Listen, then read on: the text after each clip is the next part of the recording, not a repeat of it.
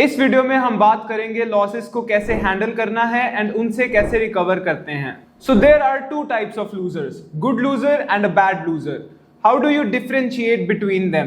Bad loser loss लेने के बाद मेंटली फ्रस्ट्रेट हो जाता है और बहुत बड़े लॉसेस लेता है एंड इवेंचुअली अपने अकाउंट्स ब्लो करता है। गुड लूजर लॉस लेने के बाद अपनी मिस्टेक को आइडेंटिफाई करता है, उसको सही करने का तरीका ढूंढता है and eventually shows up with a better plan. Now we as traders want to become good losers. Initially, when you are going to start out in your trading journey, you are going to have a lot of losses, which is perfectly fine. But the main thing that you need to worry about is that your losses are limited. So how do you differentiate between a good loss and a bad loss? Whenever I have a losing trade, I ask myself these 4 questions. क्या मैंने जितना risk किया था उतना loss लिया है या उससे ज्यादा लूज किया? क्या मैंने जो स्ट्रैटेजी ट्रेड करी है वो मेरे प्लेबुक में है? क्या ये ट्रेड मेरे गेम प्लान का पार्ट था? क्या मार्केट ने मुझे एंट्री सिग्नल दिया था जिसके बेसिस पे मैंने एंट्री ली है? अगर इन 4 चीजों में से एक भी चीज टिक नहीं होती है तो ये एक बैड लॉस था। अगर ये सारे क्राइटेरियाज पूरे होने के बाद भी मुझे लॉस होता है तो मैं अपने आप को ये समझाता हूं कि this was a good loss and this is going to happen no matter what. You have to understand that majority of times everything looks good on a trade, but the trade ends up going in the opposite direction.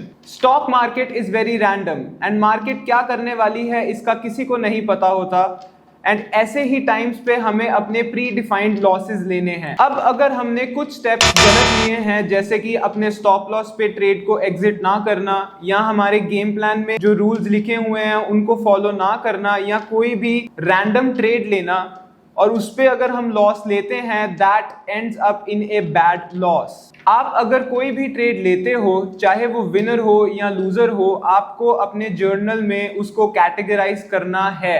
आपको अपने trade को review करना है, analyse करना है and आपको उसमें differentiate करना है कि अगर वो विनर था, क्या वो गुड विनर था या वो बैड विनर था. अगर वो लूजिंग ट्रेड था तो क्या वो गुड लॉस था, क्या वो बैड लॉस था. इसीलिए आपके लिए जर्नल करना बहुत जरूरी है. अगर आप अपने ट्रेड्स को जर्नल नहीं कर रहे हो, then you are missing out on the most important part of becoming a profitable trader. आपको पता होना चाहिए आप किस मार्केट कंडीशन में, किस मेंटल कंडीशन में आप सही ट्रेड्स लेते हो और उन ट्रेड्स में से कौन से आपके गुड विनर्स हैं, कौन से आपके बैड लूजर्स हैं. And all you have to do is that अपने बैड लूजर्स को जितना ज्यादा कंटेन कर सकते हो उतना ज्यादा लिमिट में रखो, और जो आपके गुड विनर्स हैं उनको आप जितना ज्यादा एक्सपैंड कर सकते हो उतना ज्यादा एक्सपैंड करो, उनको उतना ज्यादा इम्प्रोवाइज करो.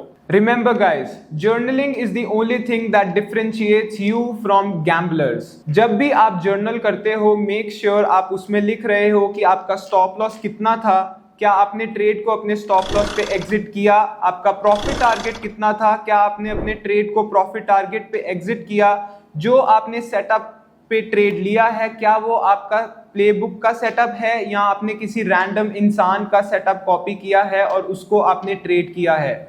ये चीजें आपके पास एक अच्छे फॉर्मेट में होनी बहुत जरूरी हैं, जिनको आप रिव्यू करके अपनी जर्नी को और आसान और बेटर कर सकते हो. Once you start analyzing your mistakes and start avoiding them, your trading will drastically improve. Whenever you have a good loss, remember that this is you paying the tuition fee to the markets. So the next question is, how do you become a good loser? सबसे पहली चीज जो हमें अपने दिमाग को समझानी पड़ेगी वो ये है कि losing is a part of the game. As human beings, our brains are wired to think that losing is very bad. But we have to understand that there are 2 types of losing, a good losing and a bad losing, and we want to end up on the good losing side. Trading को business की तरह treat करना पड़ेगा, and you have to understand that every business has to face losses at some point. And whenever you have a good loss, remember that this is you having your business expenses. For example, if you are risking 1000 rupees on a trade, make sure that you understand the fact that you will only lose that 1000 rupees if the trade goes wrong, and this 1000 rupees is your cost to take the opportunity to make more money. आपको अपना risk भी अपने account size के according set करना होगा. For example, if you are starting out with 25,000 rupees of account size, then a rule that you guys can follow is that risking only 1, 2 or 3% of your account size. For example, 25,000 के account पे 3% is 750 rupees, यानी कि every time you take a trade you only want to risk 750 rupees और less than that. ये rule follow करने से क्या होगा कि आप मार्केट के अंदर ज्यादा टाइम के लिए सरवाइव कर सकते हैं and you can learn with very less cost, यानी कि आप मिनिमल लॉसेस के साथ अपने मार्केट का एक्सपीरियंस भी ले सकते हैं and you can survive for a longer period of time in this financial markets. काफी सारे बिगिनर ट्रेडर्स अपनी ट्रेडिंग जर्नी में बहुत बड़ी गलती करते हैं कि अपने अकाउंट साइज का 50 से 100% तक रिस्क कर देते हैं, यानी कि अगर 25,000 रुपए का अकाउंट है किसी का तो वो एक ट्रेड पे 10,000 रुपीज रिस्क कर देते हैं, जिसके कारण एक दो गलतियां ही उनको मार्केट में से वाइप आउट कर देती हैं।